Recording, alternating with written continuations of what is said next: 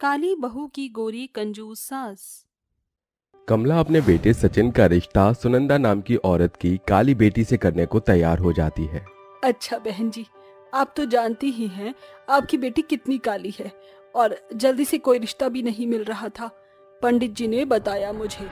तो आप थोड़ा दहेज वगैरह क्यों नहीं दे देती हैं, जिससे आपकी बेटी खुशी खुशी हमारे घर रहे। आप कहती हैं तो मैं दहेज का इंतजाम कर दूंगी, बस मेरी बेटी खुश रहे, मुझे और कुछ नहीं चाहिए। बेटा, तुम्हें पसंद तो है ना मेरी बेटी? कोई दबाव तो नहीं है ना? आप फिक्र मत कीजिए आंटी जी। मेरा मतलब माँ जी, मेरे दिल में काले गोरे को लेकर कोई भेदभाव नहीं है। मुझे आपकी बेटी बहुत पसंद है। चलो ठीक है, फिर शादी की तारीख निकाल लेते हैं। बच्चों की शादी में दिन ही कितने बाकी हैं। ऐसा कहकर दोनों पंडित जी से कहकर शादी की तारीख निकलवा लेती हैं, जिसके बाद कुछ ही दिनों में नताशा की सचिन से शादी हो जाती है। कमला उसका गृह प्रवेश करवाकर घर के अंदर लाती है। कुछ ही दिनों में नताशा घर की सारी जिम्मेदारी अच्छे से संभाल लेती है, पर गोरी सास यानी कि कमला बहुत कंजूस है, जो कि बहू जानती नहीं थी। ऐसे ही एक दिन चाय बनाने के लिए दूध खत्म हो जाता है, तो नताशा कमला से कहती है, माँ जी, दूध खत्म हो गया है, आप थोड़ा मंगवा दीजिए ताकि मैं चाय बना लूँ। पापा जी और उन्हीं समय पर चाय देनी है, वो ऑफिस के लिए लेट हो रहे हैं। ओहो, ये दूध कैसे खत्म हो गया? जरा मुझे दूध दिखा कितना है। ओहो, आधा गिलास है ना, इसमें 2 गिलास पानी डाल दे और ज्यादा दूध वाला पानी हो जाएगा तो चाय अपने आप बन जाएगी। पर माँ जी, इससे तो चाय बहुत खराब बनेगी। अरे कुछ खराब नहीं बनेगी, ऐसा मैं अक्सर करती हूँ। तू भी चाय बना दे। और हाँ, रात का आटा रखा है, सबको उसी से ही रोटी खिला देना, वेस्ट नहीं होना चाहिए। पर माँ जी, सचिन जी तो रात के आटे की बनी रोटी खाते ही नहीं हैं, उनकी तबीयत खराब हो जाती है। मैं ये आटा गाय को खिला दूंगी और दूसरा आटा गूंथ लेती हूँ। ओ काली बहू, जितना बोल दिया उतना कर। मैं रात का आटा बर्बाद नहीं होने दूंगी, सब उसी की रोटी खाएंगे। जी माँ जी। ये माँ जी कितनी कंजूस है, चाय भी खराब सी बनवा रही हैं। भला चाय में इतना पानी कौन डालता है? ऐसा कहकर वो पानी वाली चाय बनाकर अपने ससुर जगदीश और पति को देती है, जिसे पीकर वो कहते हैं, बहू तेरी सास ने तुझसे चाय में ज्यादा पानी डलवाया है ना। ओहो, कितनी अजीब सी चाय है, मैं तो पी नहीं पाया। पिताजी, आपने बिल्कुल ठीक कहा, ये कंजूसी माँ ने ही की है। पर ससुर जी, आप दोनों को कैसे पता चला? मैंने तो कुछ बोला भी नहीं, मुझे लग ही रहा था कि चाय खराब बनेगी। वो इसलिए बहू, क्योंकि हम तेरी सास की आदत जानते हैं और तू ऐसा करेगी नहीं, ये भी हम जानते हैं। नताशा, तुम जानती नहीं हो, माँ बहुत कंजूस है। अच्छा, इसीलिए माँ जी रात के आटे की रोटियां बनवा रही हैं। मैंने तो बोला आपकी तबीयत खराब हो जाती है उससे, पर माँ जी ने सुना ही नहीं। क्या? रात के आटे की रोटी? नहीं नहीं, उससे अच्छा मैं खाली पेट रहूं। मैं तो चाय पीकर जा रहा हूं, क्योंकि माँ को झूठ लगता है कि मेरी तबीयत खराब हो जाती है। बहू, मैं बाहर टहलने जा रहा हूं, मुझे वो खाना नहीं खाना। तू तो मुझे कुछ फल वगैरह ला दे। जी पापा जी। ऐसा कहकर दोनों घर से बाहर चले जाते हैं। कुछ देर बाद कमला बाथरूम में जाती है तो साबुन के छोटे छोटे टुकड़े देखकर कहती है, ओहो, ये लोग कैसे छोटा छोटा साबुन बर्बाद कर देते हैं, लेकिन मैं ऐसा होने नहीं दूंगी, अभी इंतजाम करती हूँ। ऐसा कहकर कमला छोटे साबुन के टुकड़ों को आपस में हाथ से दबाकर जोड़ देती है, जिससे वो साबुन लगाने लायक बन जाता है। अगले दिन जब जगदीश बाथरूम में नहाता है तो वो साबुन फिर से कई हिस्सों में हो जाता है और जगदीश कहता है, हे भगवान, मेरी पत्नी को थोड़ी आप सद्बुद्धि दीजिए। इतनी कंजूस क्यों है वो? नहाने के साबुन के साथ भी ऐसा कर रही है और हमारे खान पान के साथ भी। लगता है खुद तो कंजूसी में रहेगी और हमें भी ऐसे ही रखेगी, जबकि पैसे की कोई कमी नहीं है। नहाने के बाद जगदीश साबुन वाली बात कमला को बताता है तो वो बोलती है, अजी, आप तो ऐसे कह रहे हैं जैसे मैंने कोई क्राइम कर दिया। अरे एक तो मैं आपके पैसे बचा रही हूँ, मैं ऐसा इसलिए कर रही हूँ क्योंकि कुछ दिन में वो भी टुकड़ों में आ जाएगा। उससे अच्छा है पुराने साबुन को अच्छे से खत्म कर लो। तुमसे बहस करना मेरे बस की नहीं है। कंजूसी छोड़ दो, कहीं आगे जाकर भुगतना न पड़े। अरे ये मेरी कंजूसी नहीं है, आपके पैसों की बचत करना है। वक्त गुजरता है, कंजूस सास खुद को गोरा रखने के लिए बहुत मेकअप करती है, वहीं अपनी बहू को रोज कालेपन के ताने सुनाती है और कंजूसी करती है। कभी बचे हुए टूथपेस्ट को इस्तेमाल करती है तो कभी पुराने कपड़ों का पोछा बना देती है। इन सब से काली बहू परेशान हो जाती है।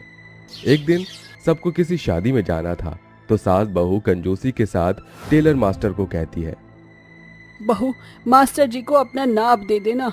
और हाँ मास्टर जी, ये कपड़ा ठीक है ना? इससे बहू के लिए एक सुंदर सी साड़ी बना दो और लेस वगैरह लगा देना। अरे आप इतने छोटे छोटे टुकड़े क्यों लाई हैं साड़ी के? इसे जोड़कर साड़ी अच्छी नहीं बनेगी और कपड़ा भी गला हुआ है। आप नई साड़ी ले लीजिए। हाँ माँ जी, ले लीजिए। अरे नहीं नहीं मास्टर जी, इसी में काम चल जाएगा। वैसे भी बहू को एक दिन ही तो पहनना है, आप बना दीजिए। ऐसा कहकर टेलर मास्टर उसी कपड़े की साड़ी बनाकर तैयार कर देता है, जिसे अगले दिन बहू इवेंट में पहनकर जाती है।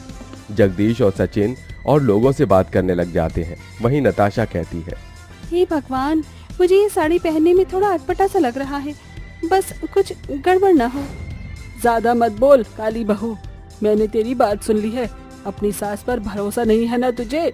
एक तो काली है, ऊपर से इतनी अच्छी साड़ी बनवा कर पहनवाई है, फिर भी असर नहीं है तुझ पर। सॉरी माँ जी। कुछ देर बाद नताशा अपनी सहेलियों से बात करती है तो उस साड़ी के टुकड़े धीरे धीरे उधड़ने लगते हैं। ये देखकर आसपास के लोग बातें बनाने लगते हैं। अरे नताशा, तेरी साड़ी तो फट रही है जगह जगह से। देखो देखो उस औरत ने कैसी साड़ी पहनी है। लगता है कोई नया फैशन आया है फटी हुई साड़ी पहनने का। अरे देख सचिन, अरे ये तो नताशा है, मुझे जल्दी जाना होगा। अरे बेटा सोच क्या रहा है, जल्दी से बहू के पास जा। अपनी पत्नी को ऐसे हालत में देखकर सचिन जल्दी से अपना कोट उतारकर उसे पहना देता है। फिर सभी लोग वहां से घर पर आ जाते हैं। ये देखकर कमला को अपने किए पर शर्मिंदगी महसूस होती है। वहीं गुस्से से सचिन बोलता है, माँ, आपको एहसास भी है आपकी कंजूसी की वजह से मेरी पत्नी के साथ क्या हुआ है? उसे इतने लोगों के सामने कैसा लग रहा होगा? छोड़ क्यों नहीं देती आप अपनी कंजूसी? आज तो माँ आपने हद कर दी। मैं तो कहता हूँ कमला, तुम्हें समझा समझाकर मैं पागल हो गया हूँ और अब मैं कुछ बर्दाश्त नहीं करूंगा। माँ जी, आपकी कंजूसी की वजह से मेरी इज्जत दांव पर थी।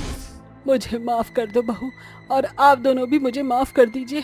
मैं नहीं जानती थी कि मेरी कंजूसी इतनी भारी पड़ जाएगी कि बहू के साथ ऐसा होगा। मैं कान पकड़कर कहती हूँ, आज के बाद फिर कभी ऐसा कुछ नहीं करूँगी। चलो शुक्र है तुम्हें अकल तो आई। अपनी कंजूसी का नतीजा देखने के बाद कमला हमेशा के लिए कंजूसपना छोड़ देती है और वो अपनी बहू के साथ खुशी खुशी रहती है। विमला और राजेश अपने 2 बेटों और बहुओं के साथ रहते थे। विमला की एक बहू ध्वनि गोरी चिट्टी थी तो वहीं अवनी का रंग सांवला था। ध्वनि, क्या बात है, आज का खाना तो तूने बहुत ही स्वादिष्ट बनाया है। शुक्रिया माँ। एक मिनट माँ, ये खाना ध्वनि भाभी ने नहीं बल्कि अवनी ने बनाया है। चल चल चुप कर, वो कल्लो इतना स्वादिष्ट खाना नहीं बना सकती है। हाँ सही कहा तेरी माँ ने। पर मम्मी पापा, आप दोनों हमेशा ही अवनी की बुराई ही क्यों करते रहते हो?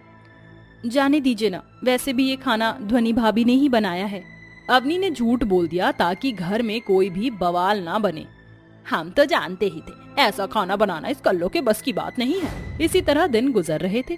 आज ध्वनि का बर्थडे था। विमला ने पूरे बर्थडे की अच्छे से तैयारियां करवाई। Happy birthday to you, happy birthday to you, happy birthday, happy birthday, happy birthday to you. सभी बहुत खुश थे। सभी ने पार्टी में खूब एंजॉय भी किया और ध्वनि को उसकी सास और घर वालों ने बहुत अच्छे अच्छे महंगे गिफ्ट्स भी दिए। हैप्पी बर्थडे डियर, मेरे लिए इस दुनिया में आने के लिए शुक्रिया। हाँ भी ना, ये ले बहू, मेरा शादी का सबसे कीमती हार, आज ये मैं तुझे सौंपती हूँ। शुक्रिया मम्मी जी। अरे देवरानी जी, आप मेरे लिए कुछ भी नहीं लाई? अरे ये तो है ही जल कुकड़ी, जल गई होगी और क्या। नहीं माँ, मैं भाभी के लिए गिफ्ट लाई हूँ। अवनी ने ध्वनि की तरफ एक साड़ी बढ़ाई। ये भला कैसी साड़ी है? इसका तो कलर भी कितना बेकार है और जरा इसका डिजाइन तो देखो कितना गंदा है। हम सॉरी अवनी, बस मैं इसे रख ही रही हूँ, वरना ये बिल्कुल भी अच्छी नहीं लगी। पर भाभी, ये मेरी नहीं, ये तो आदित्य जी की तरफ से आपके लिए एक और तोहफा था। मैं तो आपके लिए ये कंगन लेकर आई हूँ। ध्वनि का मुंह बंद हो गया। अवनी ने उसे अपना गिफ्ट दिया और वो वहां से अपने कमरे में चली गई। कुछ देर बाद, अरे ओ कल्लो। जी माँ, कहाँ थी? माँ वो मैं अपने कमरे में थी। ओहो, तो महारानी साहिबा अपने कमरे में आराम फरमा रही थी और ये सफाई का तेरा नौकर आकर करेगा? माँ रात बहुत ज्यादा हो चुकी है, ये सफाई मैं कल कर लूंगी। बिल्कुल नहीं, सफाई आज के आज ही होगी। तभी वहाँ अवनी का पति राज आ गया। माँ, जब अवनी कह रही है कि वो इन सबको सुबह साफ कर देगी तो फिर क्या जल्दी है? तूने ही इस कल्लो की आदत को खराब किया है। माँ आप। जाने दीजिए ना राज जी, मैं सफाई कर दूंगी। पर अवनी। कोई बात नहीं, सुबह को भी ये सब मुझे ही साफ करना है, तो इससे बेहतर मैं इसे अभी ही कर देती हूँ। बेचारी अवनी थकी हारी आधी रात को घर के कामों में जुट गई। ओहो, तो यहाँ सफाई चल रही है। हाँ, अच्छे से करना, इस फर्श को बिल्कुल मेरी तरह ही चमका देना। मुझे तो बहुत नींद आ रही है। हाँ। ध्वनि अवनी को चढ़ा कर चली गई। इसी तरह से दिन पे दिन बीतते जा रहे थे। पूरे परिवार को सिर्फ ध्वनि से ही प्यार था। ध्वनि के बर्थडे के 3 दिन बाद ही अवनी का भी बर्थडे आया। अवनी जरा सुनो, मेरा ना आज इटालियन खाना खाने का बड़ा मन कर रहा है, तो आज तुम इटालियन खाना ही बनाना। जी जी भाभी। और सुन, खाना बनाकर कपड़े भी धो देना, समझी? जी माँ। तभी वहाँ राज आया। माँ, भाभी आज घर का काम अवनी नहीं आप लोग करोगे। और वो किस खुशी में? क्योंकि आज अवनी का बर्थडे है। अरे हाँ, मुझे तो याद ही नहीं था। अरे बर्थडे है तो क्या हुआ, घर का काम तो करना ही पड़ेगा ना। बिल्कुल नहीं, अवनी आज घर का कोई भी काम नहीं करेगी। राज वहाँ से इतना कहकर चला गया। कौन सा काला जादू कर दिया है तुमने हमारे देवर पर, जो वो हमेशा तुम्हारा ही साथ देते हैं? ना जाने इस कल्लो ने मेरे बच्चे को कौन से जाल में फंसा रखा है। मम्मी जी, मुझे तो लगता है कि शायद आपकी भी अकल पर पत्थर ही पड़ गए थे, जो आपने अपने इतने अच्छे बेटे की शादी इस कल्लो परी से की। मैं तो खुद आज पछताती हूँ। पता नहीं मैंने अपने बेटे की शादी इससे क्या सोचकर की थी। चुप हो जाइए, भगवान के लिए अब और मत बोलिए। मैं नहीं चाहती हूँ कि आप लोग मेरा बर्थडे सेलिब्रेट करो। मुझे आप लोगों से कुछ भी नहीं चाहिए। हम कब तेरा बर्थडे सेलिब्रेट कर रहे हैं? चल जल्दी से अपने काम पर लग जा। बेचारी अवनी आंखों में आंसू लिए घर के कामों में जुट गई। कुछ देर बाद अवनी कामों को निपटाकर अपने कमरे में गई और वो अपना कमरा देखकर हैरान हो गई। Happy birthday. ये सब आपने किया मेरे लिए? हाँ बिल्कुल। ये सब देखकर अवनी की आंखों में आंसू आ गए। ये क्या, तुम खुश नहीं हो क्या अवनी? तुम रो क्यों रही हो? मैं खुश नहीं, बहुत ज्यादा खुश हूँ। आज तक कभी किसी ने मेरे लिए इतना नहीं किया। आपका शुक्रिया। ओहो अवनी, आज रोने का नहीं खुशियां मनाने का दिन है। आज तुम सारी बातें भूल जाओ और बस एंजॉय करो। और हाँ, एक और बात, माँ की तरफ से मैं तुमसे माफी मांगता हूँ। वो दिल की बुरी नहीं है, तो तुम कभी भी उनकी बात का बुरा मत मानना। हाँ, पागल हो क्या? भला अपनी माँ की बात का भी कोई बच्चा बुरा मानता है? आप मुझसे माफी मत मांगिए। ये लीजिए, आप केक खाइए। अवनी और राज ने एक साथ केक काटा और बहुत मजे किए। अवनी की सारी थकान भी मानो छूमंतर हो चुकी थी, लेकिन उसकी इतनी खिलखिलाती हुई हंसी विमला को बर्दाश्त नहीं हो रही थी। ये कल्लो तो बड़ी खुश लग रही है, अभी बताती हूँ इसे। विमला गुस्से में सीढ़ियों पर चढ़ रही थी कि तभी उसका पांव फिसल गया और वो नीचे आ गिरी। हाय हाय, मैं मर गई। विमला की आवाज सुनकर अवनी, राज और घर के बाकी सदस्य बाहर आ गए। माँ, आप ठीक तो हो ना? भाभी, माँ के लिए पानी ले आइए। मैंने अभी अभी ही नेल पेंट लगाया है, मैं पानी वानी में हाथ नहीं डालूंगी, तुम ही ले आओ। अपनी बहू का ऐसा बर्ताव विमला को थोड़ा सा अजीब लगा, लेकिन इतने में भी उसकी अकल कहाँ ठिकाने आने वाली थी। देर रात को विमला अपनी व्हीलचेयर पर पानी का जग लेकर अपने कमरे में जा रही थी, तभी उसे माँ दुर्गा के आगे बैठी हुई अवनी दिखाई दी। हे माँ, आप तो सभी की इच्छाओं को पूरा करती हो, सभी की बात सुनती हो। सिर्फ आप ही हो जो कभी भी किसी को उसका रंग रूप देखकर नहीं देती। माँ, आप मेरी भी बात सुन लीजिए, मेरी माँ को ठीक कर दीजिए। अवनी भगवान के आगे हाथ जोड़े हुए ये सारी बातें बोल गई और विमला ने ये सारी ही बातें सुन ली। विमला की आंखों में अपनी बहू का खुद के लिए इतना प्यार देखकर आंसू आ गए। उसे अपनी गलती का एहसास हो गया। सुन बेटा अवनी। माँ, आप यहाँ? आपको यहाँ नहीं आना चाहिए था, आपको चोट लगी है, आप मुझे बोल देती ना। अरे बेटा, जैसे मेरे कर्म है उस हिसाब से तो माँ ने मुझे बिल्कुल भी चोट नहीं दी है। मैं बहुत गलत थी अवनी, मैंने शुरू से ही तेरे और ध्वनि के बीच भेदभाव किया, लेकिन आज मेरी आंखें खुल गई हैं। अब मुझे सब कुछ नजर आ रहा है। अवनी, मुझे माफ कर दे बेटा। मैं माफी के लायक तो हूँ नहीं, लेकिन फिर भी मांग रही हूँ, मुझे माफ कर दे। माँ ये कैसी बातें कर रही हो, चलो मैं आपको कमरे में छोड़ देती हूँ, और मैं कभी भी आपसे नाराज थी ही नहीं, तो आप माफी मत मांगिए। अब सब कुछ ठीक हो चुका था। विमला भी अब अवनी से बड़े ही प्यार से पेश आती थी और उसे बिल्कुल अपनी बच्ची की तरह प्यार करती थी। विमला का बर्ताव अवनी के लिए बिल्कुल बदला हुआ देखकर ध्वनि को भी उसकी गलती का एहसास हो चुका था। उसने भी विमला और अवनी से माफी मांगी और सभी खुशी खुशी रहने लगे।